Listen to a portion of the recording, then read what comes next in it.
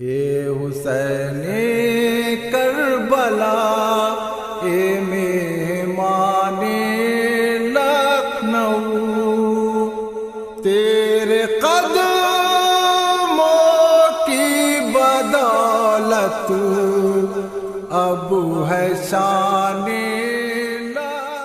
معزز سامعین، آج میں آپ کی خدمت میں 1977 سے پہلے 9 محرم کو شب عاشور اٹھنے والے 2 بڑے جلوس علم کا ذکر کر رہا ہوں۔ پہلا جلوس علم 9 محرم یعنی شب عاشور امام باڑہ ناظم صاحب سے یادگار حسینی کا جلوس علم اٹھتا تھا، جو کہ اکبری گیٹ ہوتا ہوا پل غلام حسین سے گزر کر کشمیری محلے کی طرف مڑ جاتا تھا اور کشمیری محلے ہوتا ہوا درگاہ حضرت عباس میں اختتام پذیر ہوتا تھا۔ اس علم میں کوئی بھی انجمن نواخوانی نہیں کرتی تھی۔ شرکائے جلوس صرف یا حسین کے فلک شگاف نعروں کے ساتھ سینہ زنی کرتے ہوئے چلتے تھے۔ 1977 سے پہلے اس جلوس میں قمع و زنجیر زنی نہیں ہوتی تھی۔ اس جلوس کے بانی مرحوم قیصر حسین ایڈوکیٹ تھے۔ اس جلوس کی ابتدا 1934 میں ہوئی تھی۔ 1977 کے بعد اس جلوس پر بھی پابندی عائد ہو گئی تھی۔ پابندی کے خلاف مجلس کے بعد لوگ احتجاجاً ماتم کرتے ہوئے سڑک پر نکل آتے۔ پولیس ماتمداروں کو روکنے کی کوشش کرتی تھی۔ دھیرے دھیرے ماتمدار امام باڑہ ناظم صاحب سے شیعہ کالج تک ماتم کرنے لگے تھے۔ شیعہ کالج کے سامنے پولیس والے ایک موٹا رسہ باندھ کر رستہ روک لیتے تھے، مگر ہر سال کچھ جوشیلے نوجوان اس رسے کے پاس پہنچ کر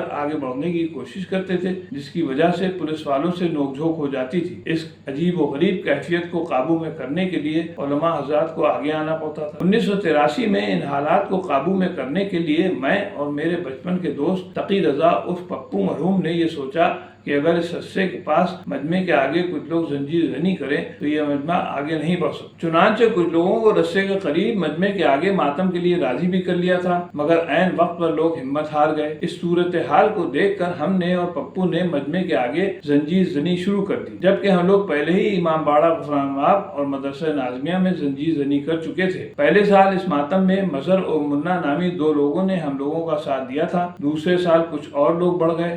دھیرے دھیرے یہ ماتم جلوس کا حصہ بن گیا۔ کچھ سال بعد جناب حیدر صاحب ساکن گلی چھاچڑا بھی ہم لوگوں کے ساتھ جڑ گئے۔ وہ اپنے وطن سے درجنوں زنجیروں کے جوڑے اپنے ساتھ لاتے اور ماتم داروں کو دیتے اور ماتم کے بعد واپس لے لیتے تھے۔ پہلے سال جب یہ ماتم ہوا تو پولیس نے اس پر اعتراض کیا کہ یہ نئی چیز کیوں شروع ہوئی۔ جب ہم لوگوں نے یہ ماتم شروع کیا تو اس وقت ذاکر اہل بیت مرحوم اسرار الحسن نصار صاحب ہم لوگوں کے ساتھ تھے۔ انہوں نے پولیس افسران کو بتایا کہ یہ لڑکے امام باڑے کے اندر منت کا ماتم کرتے تھے، چونکہ اب جلوس تو اٹھتا نہیں، اس لیے اندر جگہ نہیں ہوتی، یہ لوگ مجبوراً باہر ماتم کر رہے ہیں۔ آج ہزاروں لوگ اس جلوس میں زنجیر زنی اور قمع کا ماتم کرتے ہیں۔ 1999 میں ہوئے نئے معاہدے کے بعد یہ جلوس پھر اٹھنے لگا، مگر اب اس کا راستہ تبدیل ہو گیا ہے۔ اب یہ جلوس امام باڑہ ناظم صاحب سے سیدھے بلوچ پورہ چوراہے سے اشرف آباد ہوتا ہوا کاظمین کی طرف مڑ جاتا ہے، وہاں سے ٹاپے والی گلی ہوتا ہوا کشمیری محلہ سے درگاہ حضرت عباس پہنچتا ہے۔ دوسرا شب عاشور اٹھنے والا جلوس علم وزیر باغ سے اٹھ کر درگاہ حضرت عباس آتا تھا۔ یہ جلوس عہد آصفی یعنی 1775 سے 1797 کے کسی درمیانی سال میں شروع ہوا تھا۔ اس علم کے بانی خوجی مہدی حسین تھے، مرحوم عاشق اہل بیت تھے۔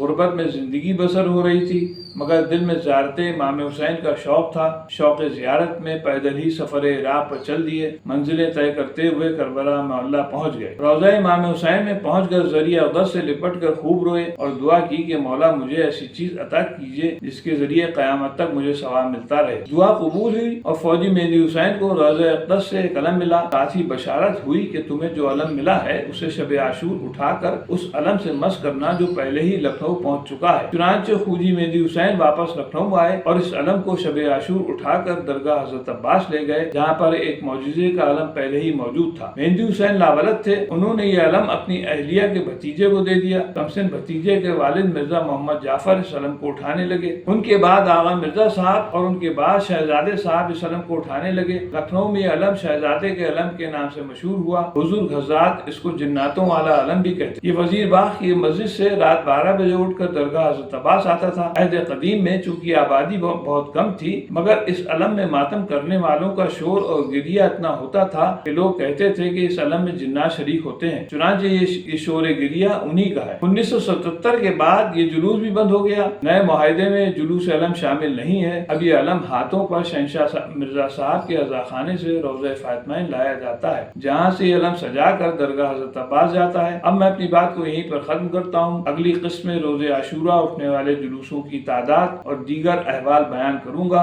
تب تک کے لیے اجازت چاہتا ہوں، خدا حافظ۔